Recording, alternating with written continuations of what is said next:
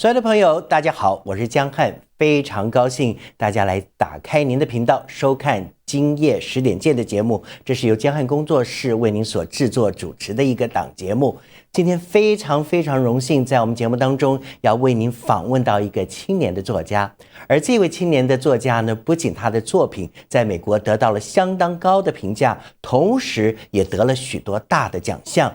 我想这是对很多华人来讲是一个鼓励，最重要他那一个充满幻想的能力，同时有相当可靠的据实的考究之外，他所展现的在书本里头留给很多人有想象中的空间。我们今天很高兴请到他来我们节目当中，和大家聊一聊他的创作，聊一聊他的生活，也聊一聊他自己。让我们先让 Rebecca 跟所有的朋友问个好。来，我们欢迎邝灵秀 Rebecca， 你好。大家好, thanks so much for having me. As a preface, I grew up in the States, and I actually only learned to read and speak Chinese later in college. So even though I can understand Chinese and read Chinese fluently, I'm still a little bit more comfortable speaking in English, especially when I give convoluted, difficult responses. So I'll take questions in Chinese, but respond in English. 一点问题都没有。虽然他从小在美国长大，到了大学才学习中文，但是我相信他觉得接受用英文来说对他比较舒服一点。来 Rebecca， 我想问你一下，今年年初了之后，你交出了这第3本书，而且现在已经出版了。对你来讲，就完成了这3本书。大家很好奇，你这大半年是一个没有出书的压力之下，你这大半年的生活跟你自己的情形是怎么样，好不好？ I actually still have the stress of writing books to meet deadline because even though the last book came out last November, I actually have a contract for 2 more books with my current publisher, HarperCollins. So I've been working on that.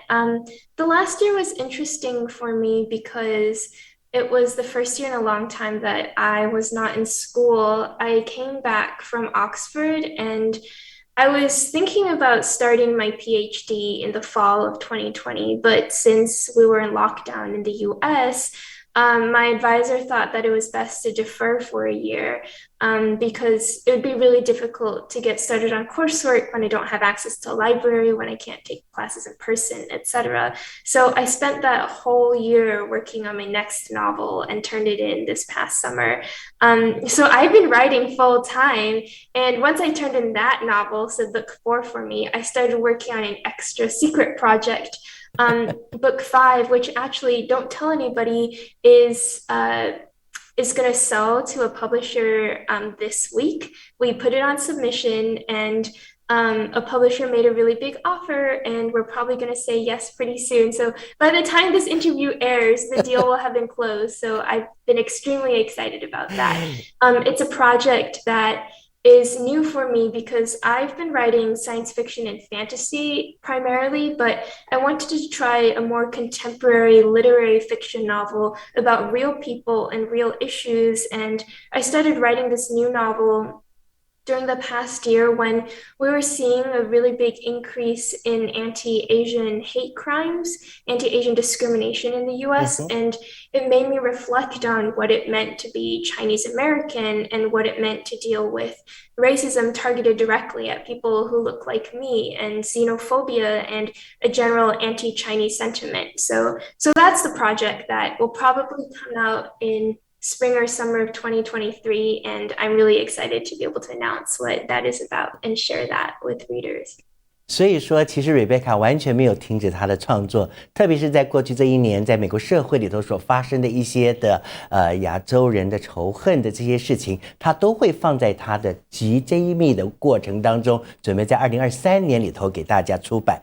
说到你有这么样一个全员的创作的能力，我想 Rebecca 有一个相当奇特的情形，对你来讲，你是一个从小就是一个有非常独立思考的人。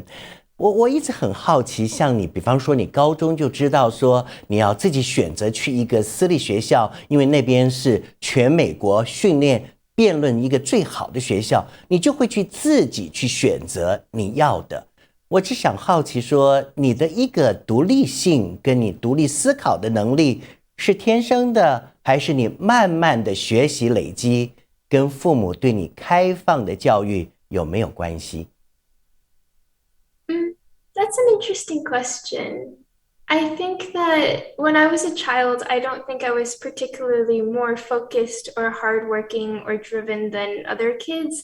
I, like many Chinese American kids, was forced to learn to play the piano. And I remember having screaming matches with my mom where she wanted me to practice. And I really didn't want to practice.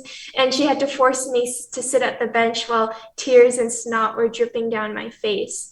But I think what happened to me in high school was that I found a passion that I was really driven by and excited about. In the case of competitive debate, I really liked winning and I really liked traveling and I loved competing and giving speeches and beating other kids. So for me, it wasn't so much about focus and working hard as it was I wanted to throw everything into this one activity that I had grown really passionate about. And when my parents saw how much I cared about it and how much it motivated me, I was extremely lucky because they made a lot of sacrifices to let me go to Green Hill, which was the private high school that I attended. My mom drove an extra hour every day to take me to school and back. And that's a sacrifice I think about a lot. I think a lot of parents wouldn't have let their children just decide, in the middle of the summer to switch schools and pursue that. Similarly, when I told my parents that I wanted to seek a novel writing career, I think in a lot of Asian American families still today, participating in the creative arts, so acting, writing, music, performance is seen as kind of an insecure occupation because I think a lot of immigrant families are motivated by financial insecurity, and we want our kids to have good jobs. We want them to have stable jobs and health insurance and be able to, stay rooted and not have to worry about things like they did. And I completely understand that.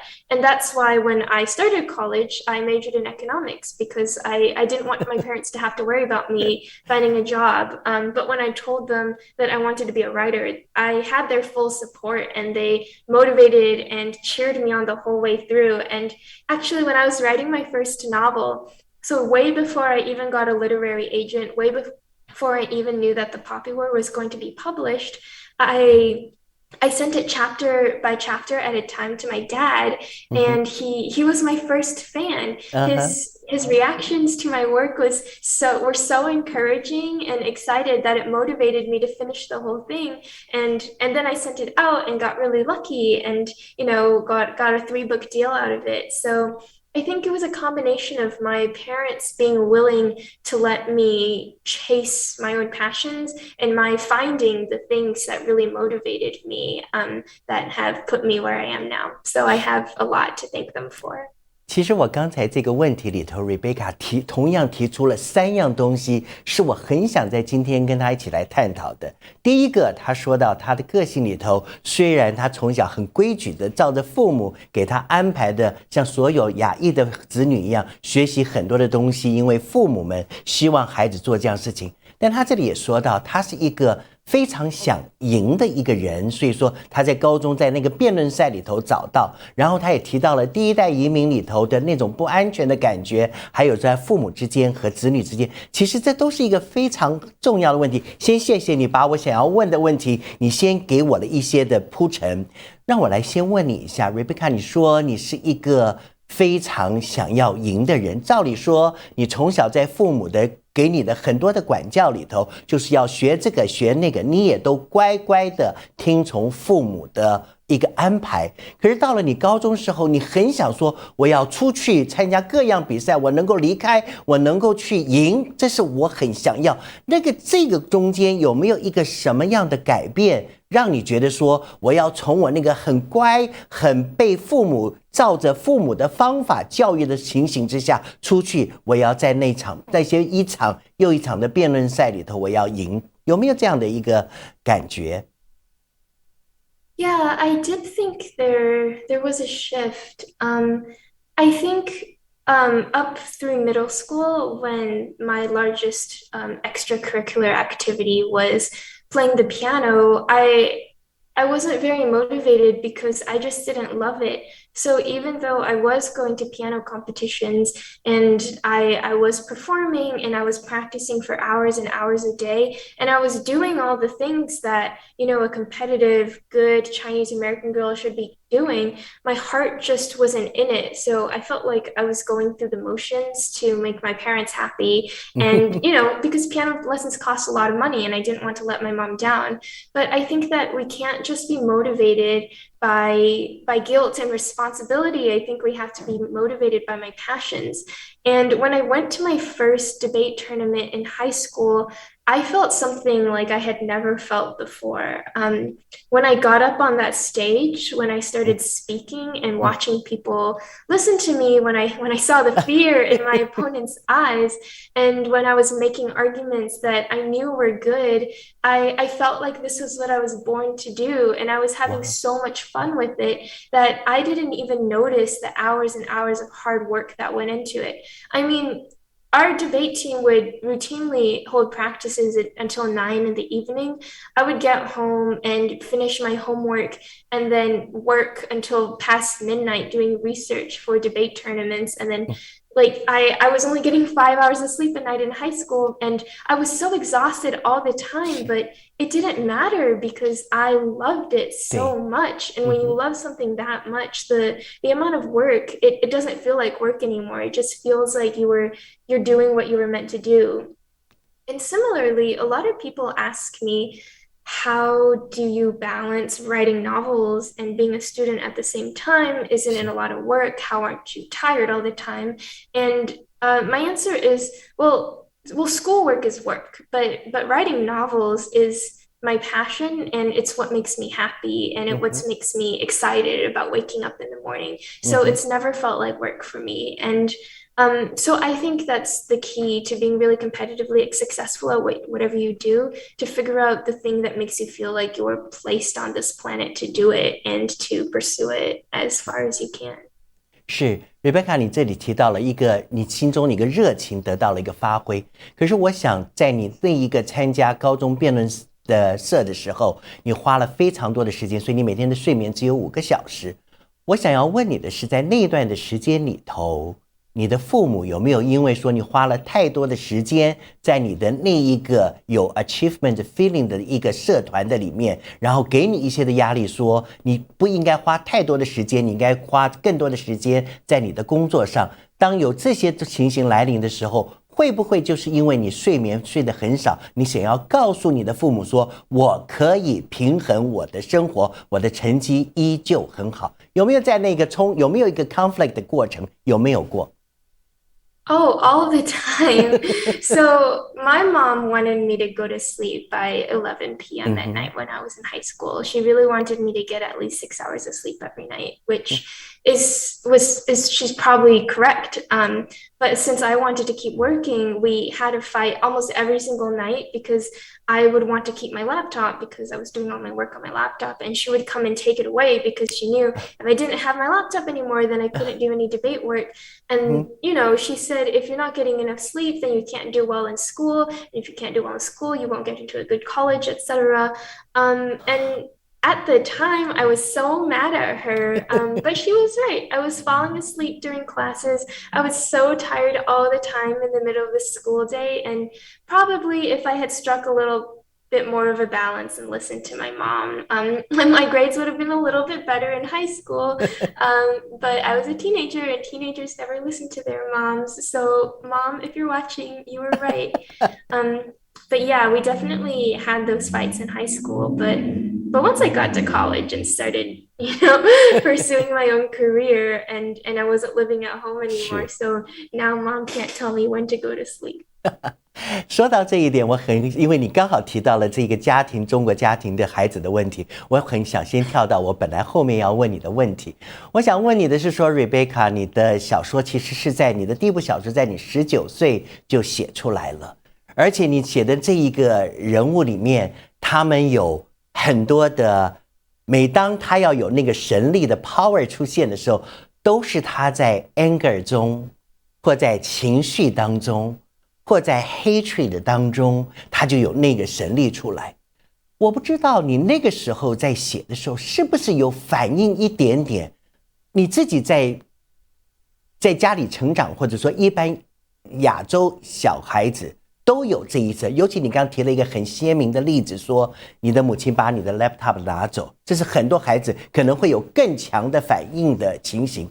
那你在你的小说里头把这些东西变成了一个更强的 power， 会不会也有一点点在反映到你那个成长时候可能是一个你不是这样的孩子，但是你有一个 inner 的这一个想要去表现的 explode 的一个愤怒，有没有？没有。Well, 没 this is 有。 an interesting. Well, this is an interesting question because there's a lot of pain and darkness and anger in my Yeah. novels, and Sure. readers ask me all the time, like, are you okay?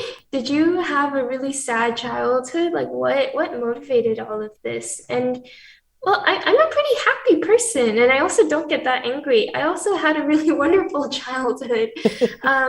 So I don't think that my books reflect any sort of personal inner trauma, but I think they do reflect a wider trauma related to being Chinese American and to grappling with modern Chinese history. The first book, The Poppy War in particular, is filled with rage because it's primarily about the 1937 Nanjing massacre, 是 which is when Japanese troops occupied the city of Nanjing and over the next 6 weeks committed horrible, horrible war crimes. And I think this was especially resonant for me because a lot of Chinese Americans are not taught about this when we're growing up. It wasn't until that I was in college. I didn't even learn about it in college. I was reading the material on my own and I found out about this for myself. And I think from the perspective of diaspora Chinese people, it feels like this history has been covered up, that it's been hidden from us, that it's a World War II atrocity that the rest of the Western world doesn't think about. So those were that feeling of resentment and anger and indignation at this, what I thought was a lost history, is what went into writing The Poppy War. But as I continued studying Chinese history and Chinese literature, and as I've gotten older and I think a little bit wiser, I've learned that is not the case in mainland China.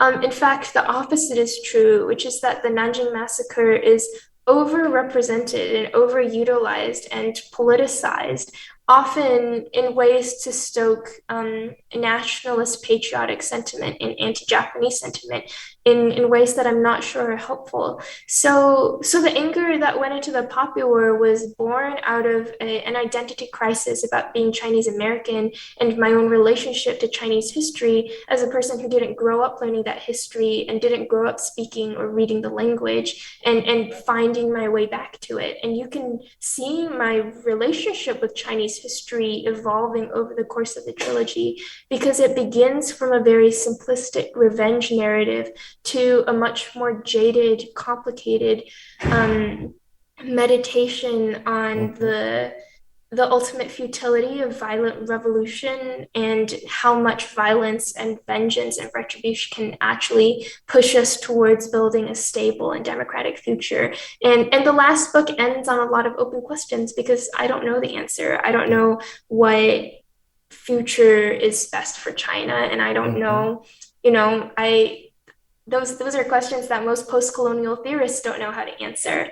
But yeah, to circle back to your original question, I was angry about the way that Chinese history has been marginalized in the West, and now I have a much more sophisticated perspective on the way many histories are marginalized, not just in the West, but also in China.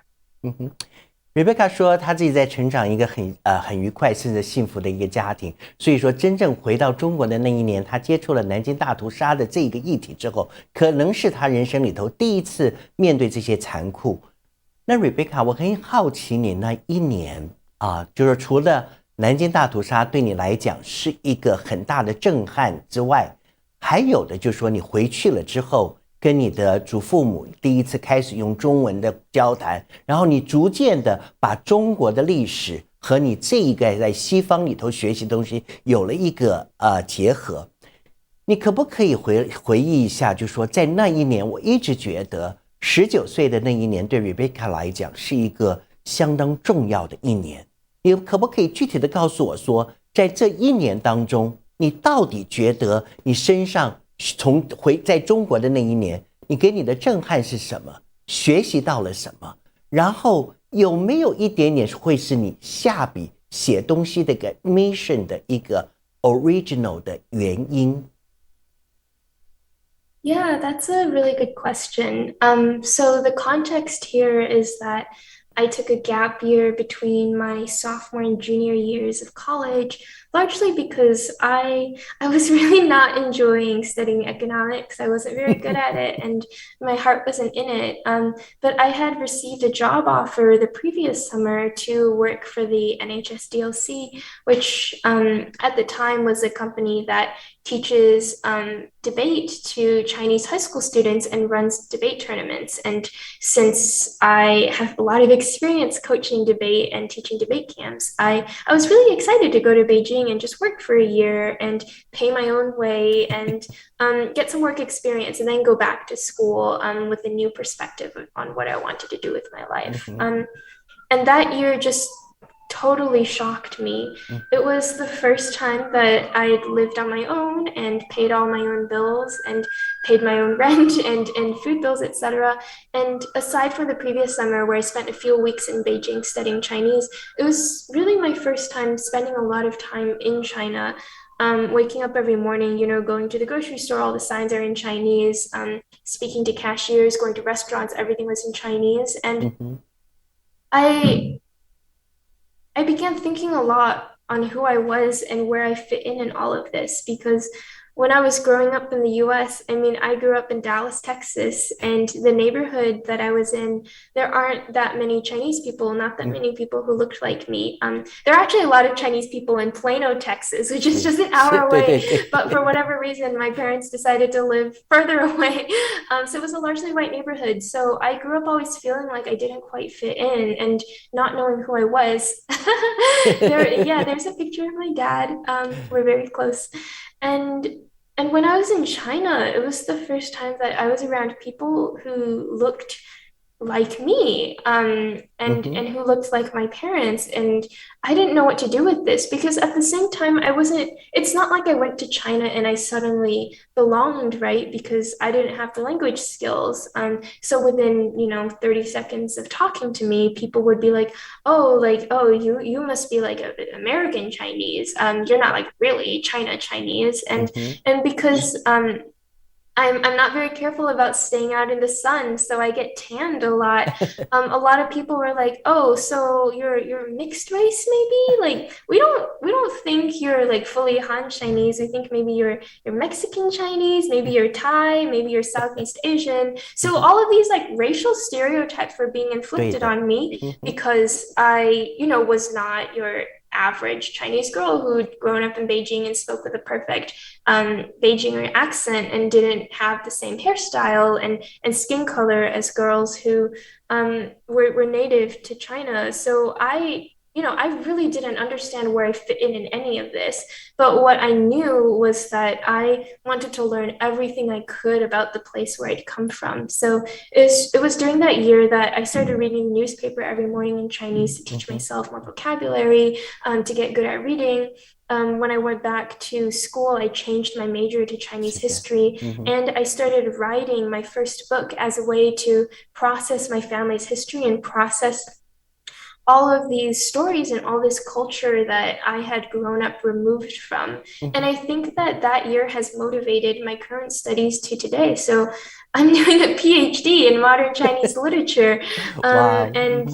And my dissertation is going to focus on the relationship between modern Chinese literature and diaspora Chinese literature, because those two literary fields have existed in separate spaces for so long. Diaspora Chinese literature belongs under English and American studies. Modern Chinese literature exists under East Asian languages and literatures. But I want to research, people like me who function as a bridge and don't quite fit in anywhere, and how those two literatures are talking back at each other. Yeah, so I would say that year changed the entire course of my life and motivated both my research questions and, as you said, my creative mission. Yeah. 那一年对 Rebecca 来讲是一个改变极大的一年。那我们就说到您的第一本书，你的第一本书究竟你写的动机是什么？然后你在那一本书里头想要表达的是什么？当然，第一本书到第三本书中间，我相信 Rebecca 已经有了很多在想法上的改变。但那个时候你真的才这么的年轻。那个时候刚你说到了，因为你跟你的那一个历史跟家庭的东西有了很多的连结，那你的第一本书那个 motivation， 你到底是要为什么写这本书？你真正想要表达的，在这本书里头想要表达的又是什么呢？ I think the motivation that I told everybody at the time was I want to write a novel that educates the West about the Nanjing massacre and make them pay attention to Chinese history, which is honestly a very didactic and self-important mission. But I think when it comes down to it, it was less about what that book was for everyone else and more about what it meant for me, because so I've always written fiction as a way to make sense of what was going on around me, even when I was in high school. Even though I wasn't studying creative writing and I had no plans to be a novelist at the time, when I was going through difficult things, you know, when my crush didn't like me back, or I was angry at a teacher or angry at my parents, I would always transcribe those scenes or all those feelings into fictional scenes with fictional characters as a way to articulate those emotions and to figure out what was going on and to make sense of the world. So in the same way, when I was writing The Poppy War, it was a way to process all these stories, all these myths, all these histories that I had just been exposed to and try to find some sort of narrative to tie it all together, which is why The Poppy War has so many disparate influences. It's based on 20th century Chinese history, but it's set in a world that looks more like the 12th century or 13th century Song dynasty. It incorporates elements of wuxia because I was watching Tianlong Babu at the time. And thinking about, you know, that style of storytelling and those genres of magic and martial arts. So, and it takes influences from everywhere because I was working through those influences. And I think that's still the motivation for every book I write. It's a way to figure out what I'm going through at the time. 是，就是在那个阶段里头，你希望表达你的东西，但是里面你自己也提到，其实这本书是从20世纪之前，这的中国也有12世纪，也有15世纪，甚至你把《天龙八部》里头的一些东西都放在里面，你是怎么样把这些东西逐渐的 accumulate？而且是在很短的时间里头 accumulate， 然后你是怎么样 build up 你对中国的包括地理的位置也好，很多东西你都掌握得很好。你是怎么样用这么短的时间把这些东西 build up 跟 accumulate 的呢？ Well, it helps that I also made that my major. So when I went back to school, I took classes in Chinese history and I took courses in Chinese fiction. I was studying Lu Xun as a junior in college, which is pretty rare for an American college student. I was lucky that those classes were available to me. So if the history in that trilogy seems well informed, it's because it's also precisely what I study. I ended up writing my senior thesis on the memorialization and public commemoration of the Nanjing massacre. So that's an approach that I still use with my fiction today. Because people are always asking, how do you balance being an academic and writing fiction at the same time? And the answer is, well, everything I study makes its way into the books. So over the past year, I was doing a lot of work in translation studies and colonization, and I was reading about the history of schools like Oxford and Cambridge. So those intellectual influences became my fourth book, which is titled Babel and is coming out in August of 2022. Wow. And my obviously I already spoke a bit on my fifth book, which I can't say too much about yet, but that was born of my researching a lot of Asian American racialization. Actually, I've been reading this book recently Okay. called Racial Melancholia, Racial Disassociation, and it's a psychoanalytic approach to the kind of trauma that Asian Americans and diaspora Asians in particular go through. And yeah, like thinking more about the unique struggles of diaspora has become a very large part of my research in recent years, and will find its way into a lot more of my fiction in the future. 你又再一次的提到了南京大屠杀对你的一个震撼跟影响。那么我们也知道您的第一本书就把它 dedicate 给 R.F.Kuang， 就是张纯如小姐。很遗憾的是我们没有办法问她，但是很有意思的一件事情，你们两个都是在美国长大的华裔的第二代，但你们对于那一个事件中国人经历的事情，你们有很强的感觉。反而是这两个在美国长大的孩子对这一件事情有很强的感觉。但是一个很明显的事情是，现在这一些的年轻人对那一件南京大屠杀有感觉的不是很多。我说了，我们没有办法去问张纯如，但是我们可以问 Rebecca， 为什么你同样是一个在美国长大的快乐的华裔的第二代，这件事情对你的 impact 会这么的强，就像当年的张纯如一样。Yeah, you're right. Iris Chang was a very big influence, and it's tragic that I'll never get the chance to meet her and talk about what inspired and motivated her.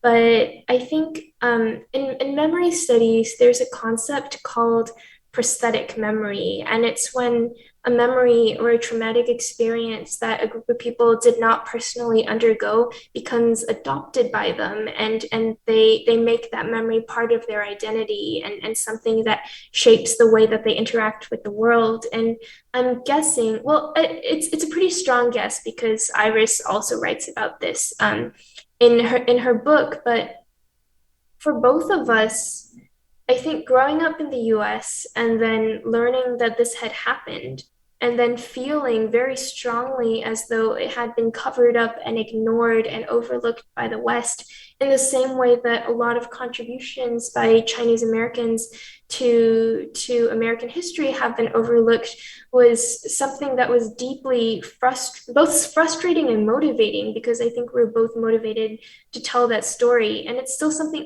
and Iris Chang also wrote another book that is not as well known, I think, as The Rape of Nanjing, but I'm forgetting the title, but it's about the history of Chinese Americans in the US and their contributions to this country. And Chinese American history is still not something that is taught really in US high schools. It's not something that we Chinese Americans are told about unless we go and seek that out for ourselves. So my theory is that we're both motivated by wanting to write the Chinese diaspora and the history of Chinese people and Chinese Americans into a larger national narrative that has largely ignored us. And she did it by making an intervention in the historical canon, and I did it by making an intervention in the canon of fiction, because that's what I just happen to be better at. But yeah, if I were to guess, I would say that's what we both saw in the Nanjing massacre. 对于这一点，我不知道，其实 Rebecca 你也有很多的同伴，我们说亚洲的第二代，跟你差不多的年龄，还这么年轻，可能他们有的时候只觉得自己是一个亚裔的女孩子，她对于中国的这一个的情感或者这个历史的部分是没有太深情感，甚至她对于自己认同自己我自己是不是中国人、美国人，可能她都不太觉得跟中国有极强的关系。但是你跟他们是一样长大的人，但你却有这么强的一个想要把你中国的历史或中国的东西写成你的文章。你觉得你这个部分的一个 mission 也好 vision 也好，是来自于父母呢，还是来自你自己给你自己的一个期许，希望我做你这个认同是很早就有的呢，还是你慢慢才成型的？ I think it's a little bit of both. I certainly, when I was growing up, really didn't have any interest in Chinese 对，history or 嗯哼，Chinese culture.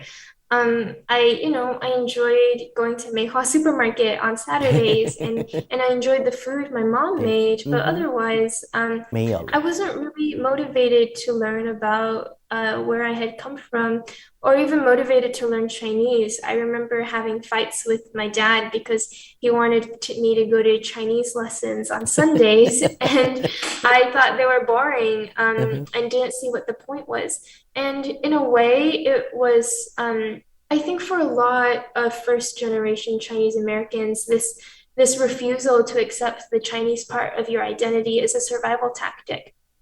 Because when you're one of like the three kids in your entire school who isn't white, 嗯哼，you just want to talk like the other kids and look like the other kids, and you want to blend in, and you don't really want to focus on the things that make you different. So I don't I completely understand why a lot of Asian Americans try to assimilate as much as possible, because it makes life easier, to be honest. But for me in particular, I just couldn't let go of what I knew was a part of my legacy and my heritage that I had been cut off from for so long. And I think I was uniquely driven in wanting to orient my entire life around this. But I also think you're wrong that most Asian Americans, or Chinese Americans rather, don't care too much about their heritage. Because most Chinese Americans that I've encountered are actually really excited to read novels by Chinese American writers, 嗯 to learn 哼，about Chinese American history. It's just that they've never been exposed to it. You're not exposed to it in middle school or high school because it's not a part of the American curriculum, and you're not really exposed to it in college. But actually, an interesting phenomenon happens in college where you go and suddenly all these classes on 嗯 Chinese 哼，language and Chinese history and culture are available. And you find kids who are exactly like me in a level one heritage speaker class, right? We have so many Chinese Americans who are in my same position who grew up hearing Chinese and have an ear for tones and can understand very basic vocabulary, but don't really know any Chinese beyond that, who now that they're in college and they have the opportunity, they 对，really want to learn. 嗯哼，And these classes fill up every single year. 嗯哼，So I don't think it's an issue of Chinese Americans not having an interest in China. I think it's a cultural issue of those cultural materials to act as a bridge not really existing up until now. And now there's more and more. I mean, Shang-Chi just came out, right? 对呀、Like, and I think 嗯哼，that kind of big blockbuster 是的，Marvel 嗯哼，film that showcases a lot of that, like at least 50% of the dialogue is in Chinese. I think 嗯 I 哼，think that's going to motivate kids to want to watch more Hong Kong kung fu films and Hong Kong gangster movies, and to learn more about wuxia 嗯哼。and kung fu, and get excited about Chinese culture. So yeah, I think I'm unique in that I decided to build my entire career 是 around Chinese history and culture. But I think a lot of diaspora kids like me are hungry for those connections and hungry for the cultural materials that will 嗯 let 哼 them rebuild those connections. ，good。我相信 Rebecca 刚刚那句话，如果给所有的华裔第二代听到，其实是很棒的。当然，我们正鼓励像 Rebecca 这样的人能够多写一些这些，然后让这些孩子有更多的认同。Rebecca，我有一个问题想要问你：你从高中时代，你就是辩论里头的辩才无碍的一个好的很棒的人。你要晓得，辩论能够在辩论比赛里头表现很好的人，通常他的逻辑是非常非常强，就是因为有很强的逻辑，你在倾听跟你在答辩的时候，你都能够展现你的逻辑。通常逻辑强的人，他的情感会比较弱一点，或者他压抑掉这个部分。但是我们从你的书里头看到，其实你有很深的情感，就如同你对于南京大屠杀的这一份情感的东西，你又是一个非常情感的人。你是一个如何能够 balance 你这个逻辑跟你情感的一个人，你可以告诉我们吗？ I'm gonna push back a little on that. I don't think that the secret to being good at debate is logic. I Oh, think okay. that being rational and understanding logical arguments is a fundamental building block of being good at debate. Of course, you have to be able to evaluate what arguments are good, what arguments are bad, what the best point of attack is, where your opponent's weak points are, etc. But the key to winning a debate round is emotion. Because at the end of the day, you are not debating to like a computer or a machine that is just sorting through arguments and determining who's right. You're talking to a flesh and blood human person who is swayed by strong rhetoric and like good examples and anecdotes. And so I think debate is maybe 40% logic, right? And Okay. 60% learning how to speak and how to use your body language and how to present yourself in a room and how to Mm-hmm. deliver a speech in the most emotional and effective way possible, because it's not about logic, it's about persuasion, Okay. right? And I think it's those skills that carried over into storytelling, because my books are argumentative. They are based on points I want to make, the same way that I was when I was a debater. But the reason why the books do well and the reason why readers can connect with them is because all of that is wrapped in very strong human emotion and passion and inner urges as a way to connect to the reader. So I think writing books for an audience and debating for a judge are very similar, and that at the end of the day, it's about talking to another person and Okay. figuring out what's going to convince them, and是。it's really not about logic at all. 嗯哼。那谈一谈你情感深重的部分。那么，我觉得 Rebecca 你有情感，比方说你把你的第一本书献给了张纯如，你的第二本书献给了6个人啊。那么有没有特别的情感？对于这，刚刚你已经谈到了你对 Iris 张的一种 respect 的部分。谈谈看你的第二本书 Dedicate， 因为你把这6个人特别放在你的书里头，要感谢。有什么特别的因缘是这6个人在你的这个写作的过程中扮演很重要的角色 They're my grandparents. ？OK，嗯哼，嗯哼，你对他们还是有相当深的情感，虽然你那一年是第一次跟他们有比较亲密的接触，然后你能够了解那一代的中国人经历的许多的苦难，那个东西有在你的心上留到一些什么吗？因为很多在这边长大的第二代不是那么喜欢听 grandparent 那一代的故事，但是他们那一代走过的比较辛苦的东西，你是记录下来的，你在你的感觉里头是记下来的。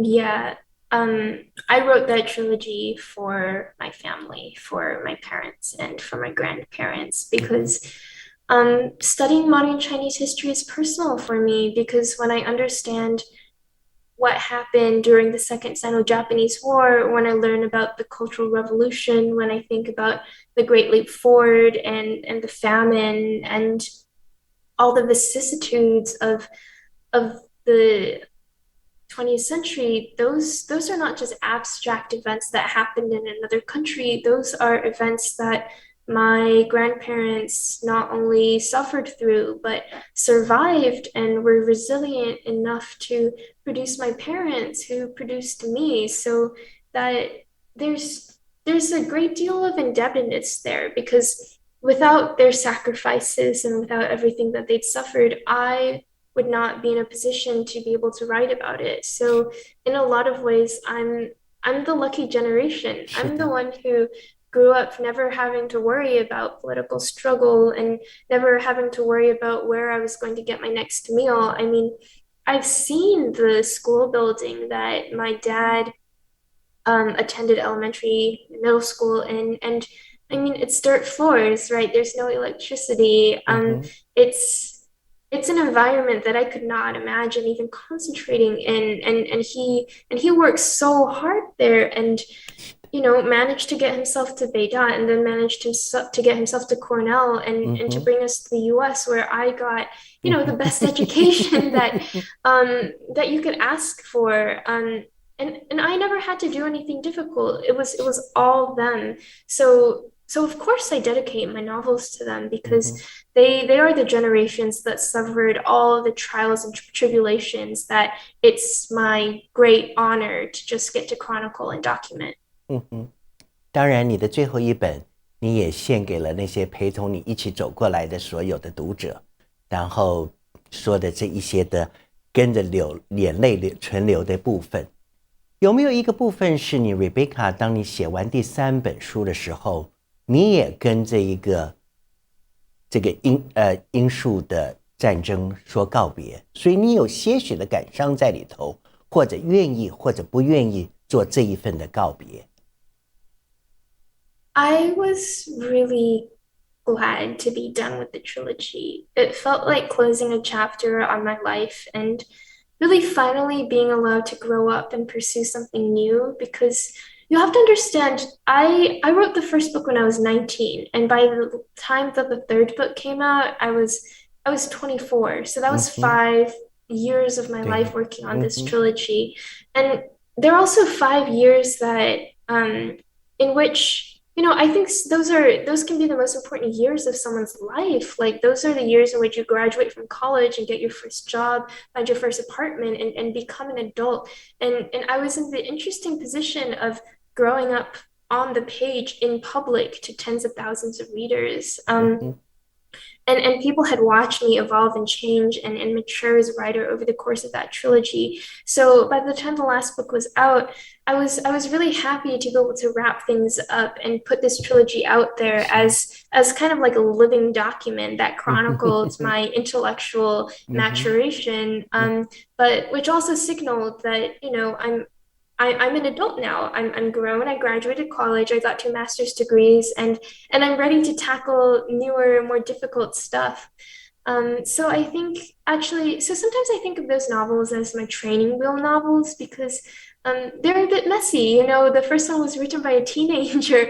Of course, it's going to be messy. Of course, it's going to have a little bit more, not so sophisticated writing. I think the writing gets better as the trilogy goes on, but it was the process of writing those novels that taught me how to write, and now I think whatever projects I pursue, I'm so much better equipped to make them. They're just going to be better books. So yeah, I think in the same way, right, that like child actors are glad to graduate from the Disney Channel and start acting as adults in serious dramatic films, I was also really glad to graduate from the trilogy and to put out work that more better represents who I've become since I've graduated. Rebecca, 你曾经说过了，就是说这样的书。人家有访问过你说，你觉得你的书可不可以变成电影？你说好像在好莱坞的世界里头还没有一个全亚裔，但你刚提到了上亿这部电影，突然成为美国票房最好的，已经第3个礼拜了。OK， 那你这个时候会不会觉得说，我的罂粟战争3部曲搬上荧幕的可能性，对你来说是越来越有兴趣，而且你有信心他们是可以在市场上站下来的，有吗？ Honestly, maybe. The success of Shang-Chi really changed my mind. I was very nervous about that film before it came out because I knew that no matter how good it was and no matter how good the acting was, it was going to be expected to carry the burden of representing an entire demographic. I think all future projects about Asian Americans in Hollywood, especially in action films, were going to live or die based on how Shang-Chi did. Which is an unimaginable burden for the actors, for the whole team involved. And then it did so well. It did so well at the box office, and I went and saw it last week, and I think it's fine. I think the best parts of it are the parts that are uniquely Asian. So the cast and the parts that are set in China. I think the worst parts of it are actually due to the Marvel formula. The fact that at the end of the day, it's an MCU superhero film. And it's part of a very large franchise, but like it brought something fresh and new and really exciting to the MCU, and I think people resonated with that. And now I think we're going to get more Hollywood films with Asian casts, and I don't know if The Poppy War is going to be one of them, but I hope so. It's currently been optioned for TV by Starlight Productions, and the last I heard, they were looking for a showrunner, so we'll see. 不过我相信以Rebecca这样丰富的一个创作，你将来会有很多的作品会被搬上电影或者电视剧。不过Rebecca，我想问你，所有的情形都是一开始的时候会非常难。你19岁写下了这本书，很快的你被出版社签了约。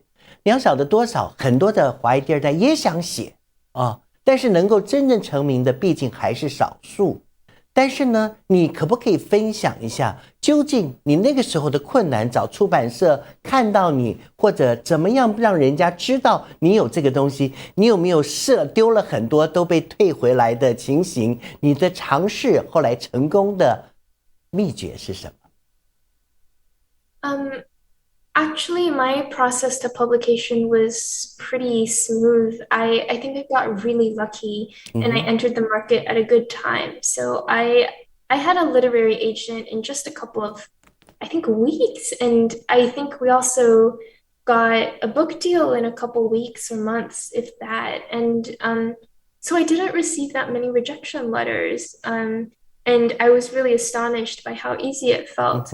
The part of the process that did feel difficult for me was when the book first came out, it was not a bestseller. And people are always kind of surprised to hear this. And I have to explain that in the US book economy, the books that become bestsellers are 99% of the time, it's because the publisher decided to put a lot of advertising money behind them. Make sure they got in the front of bookstores, make sure they're distributed by book clubs, etc. Right? Like they spend ad money on them. And The Poppy War was not expected by anyone to be a bestseller because they just weren't sure that the audience was out there.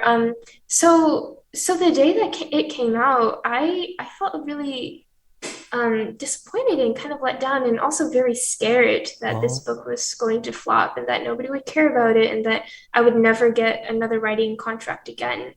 And the first few weeks were very difficult because I felt like I hadn't found an audience and that the book was not going to succeed. But then something weird happened. Over the next few weeks, I noticed that sales were not only remaining steady, they were getting better and better. And more people were talking about it on social media. And what happened was that the book had grown organically, which is something that nobody really believes happens anymore, but it's true. People read it, liked it, and they told their friends about it, and their friends bought it, and then told their friends about it. And it spread through word of mouth. And I think it found an audience that even publishers didn't really know was out there, an audience that does care about Chinese history and culture and wants to see more Chinese American representation in Anglophone science fiction and fantasy. So I got so lucky by having very enthusiastic readers and fans who, I mean, the book is selling better this year than the year that it came out, which is almost never true of books, right? Like they usually sell the best in the first few months that they're released, and then it's a slow trickle of sales. But the opposite is happening for me. So I would say to aspiring writers out there, especially Chinese American writers, that it can feel like there's not an audience for your book because the market hasn't figured out what to do with your stories yet.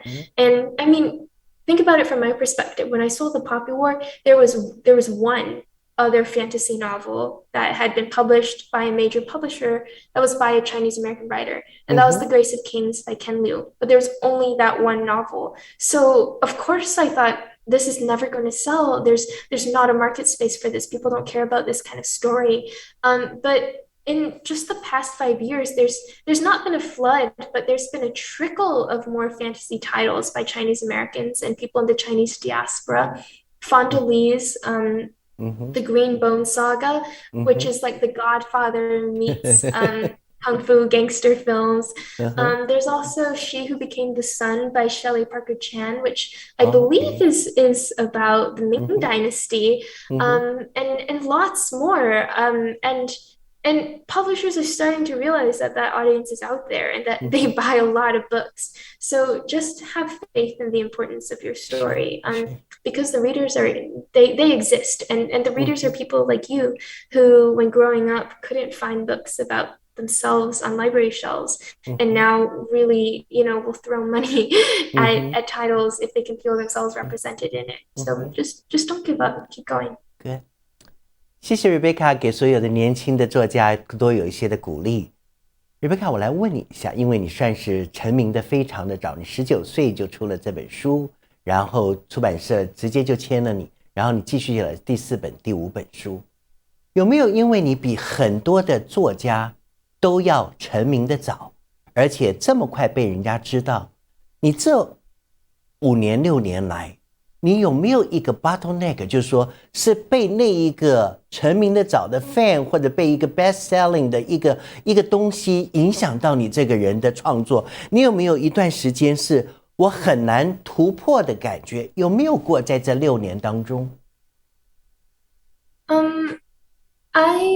I don't think so. And the reason why is I try very hard to make sure that I'm not peaking early. Okay. There's a good Chinese myth actually, and I'm forgetting the name, but it's about this child prodigy, right, who can memorize all these poems and is brilliant. But then when he's an adult, his whole life feels wasted and he's a failure because 小时了了，大未必佳。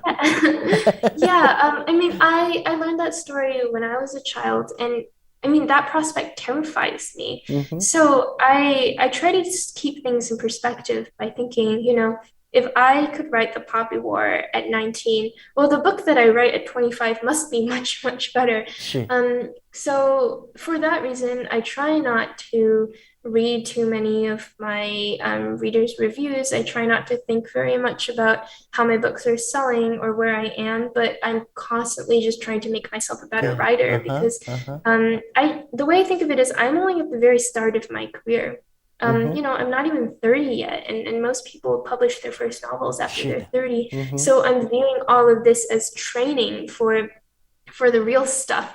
And I've gotten lucky in that I've had some pretty successful novels, but I'm constantly reading other authors, trying to learn from them and get better at my own prose. And I'm very happy to admit that my earlier works have mistakes. And I'm never going to be happy with my level of achievement because if it's starting to feel easy for me, then that means I need to be working harder and that I need to reach the next level.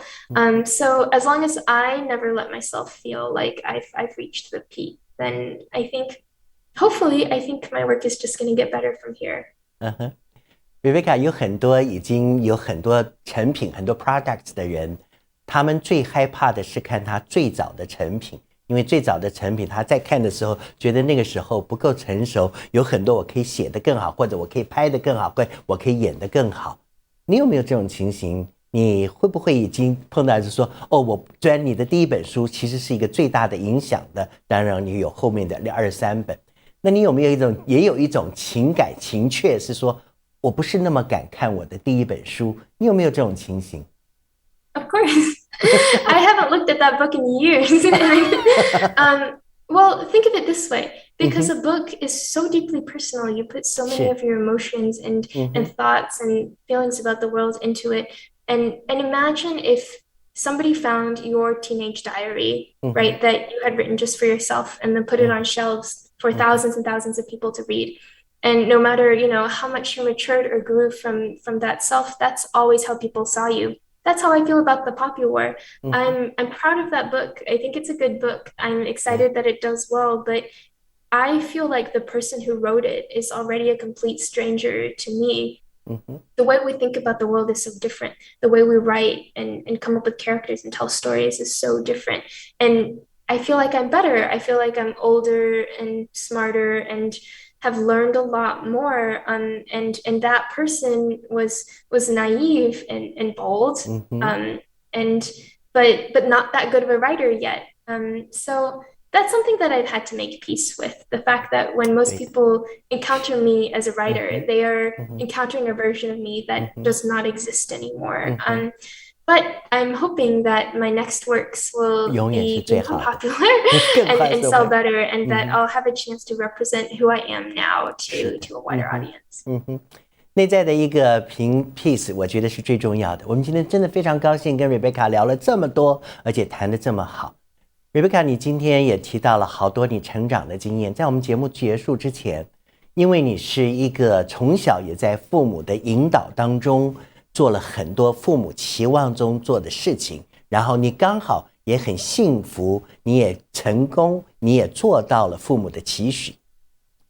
可不可以在这里分享？因为如果今天给你重回来一趟，你认为你父母给你的那些教育的方法，如果你想给一些同样的中国父母给一些教育的或一些建议的话，你会很想跟这些中国父母应该用什么样的方式来教育你们的第二代，特别在美国长大的人？你认为，因为你是一个在很多中国父母希望的照着规矩中长大的孩子，刚好你也没有那么的叛逆，你也没有那么好，你就一直有你自己的 pattern 走过来，但并不是所有的家庭都如此。那今天你愿不愿意对这些中国的父母，可能还是用同样的方法来教育，就像你说的，所有的第一代移民的不放 insecure 种种，他们还是用那样的方式教育他的孩子。你会给这些中国父母一些什么样的建议呢？ I don't really feel qualified telling people how to be parents, 是 because I 是 don't have kids and I don't know how difficult that 从你 is. 的经验里头看， But 回过来 if 看， I could tell my own 是 parents 是， something about OK how they raised me, well, first I would say thank you, OK， because that can't have been easy and you made a lot of sacrifices. 是 But second, that because I think they did the right thing for me. They saw a passion that I cared a lot about, and they moved mountains 是 to make pursuing that passion possible for me. And I'm alluding to here when they made all the sacrifices to let me go to Green Hill and be a competitive debater in high school. I think a lot of Chinese families wouldn't have agreed because my grades did suffer, and maybe if I'd stayed at a different high school, I would have had a higher GPA. 嗯哼 And it was a really big burden on them. So I would say if you see in your child a true passion and 嗯 something 哼 that they could 嗯 really 哼 succeed at and care a lot about, then instead of expecting them to adhere to a certain mode of success, get into a good college, go to law school or be a doctor or 是 be an accountant, etc. 嗯哼 Maybe be open, right, 啊 to 哈 more non-traditional careers like acting or singing. We need more Chinese American actors 嗯哼 or writing. 嗯哼 And yeah, maybe they'll fail, but it matters when you're really young to be able to explore those opportunities. And I feel really, really lucky that my parents let me do that. 这是对父母从自身对父母的经验，就是说感谢他父母有这么一个开放的心灵。我相信也鼓励很多华人的父母给孩子有更多开放的空间，然后去发现他们真正热情的所在。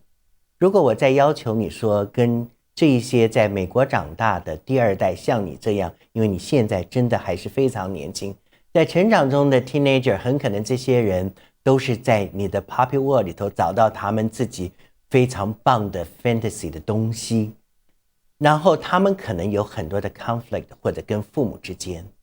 如果我会要求你说对他们说一些在这里长大，不管你自己刚才分享的在过程当中也经历过一些的种种跟人家的不同，你会给第二代的华裔一些什么样的建议或者分享？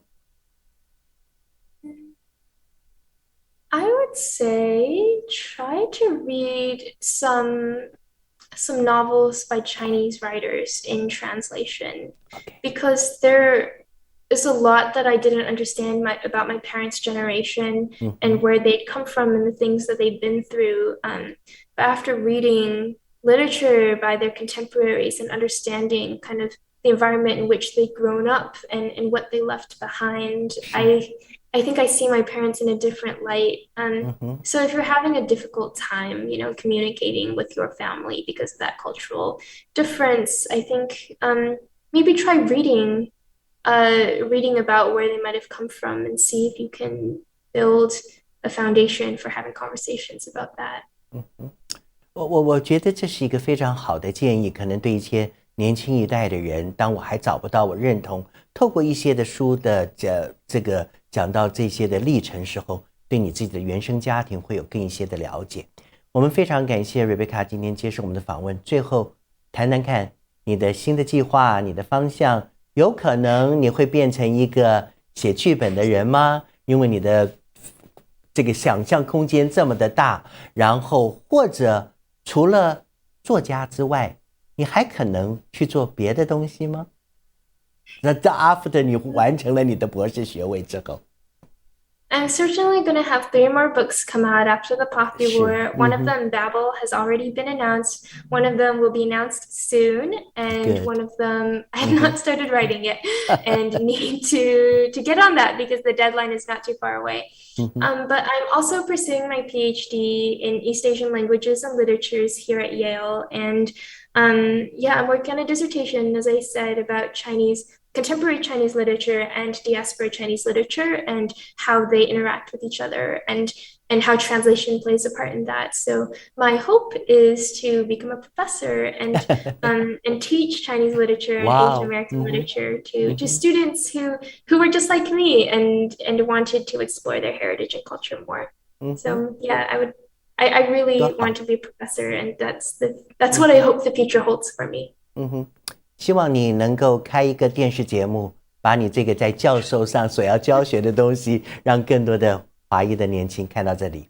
非常非常谢谢 Rebecca 在你这么忙的读书的过程，还在写作的压力之下接受我们的访问。我相信今天这样的谈话对很多人来讲，我们不管是上一代、下一代，特别是对于你所完成的一切，我们非常的感谢，同时也祝福你真的有更好的未来。每一本书虽然那比较 commercial， 但每一本书都大卖，好不好？然后每一本书都会接到整个市场上的欢迎。我相信我们每一个人都会以你为荣。谢谢 Rebecca 今天参加我们的节目，谢谢。Well, thank you so much for having me. 谢谢。我们也感谢所有朋友您今天的收看。我们期待今夜10点见会给您推出更多更棒的人物专访。我们再次感谢 Rebecca， 我们同时也祝福她。谢谢，感谢，再见。拜拜。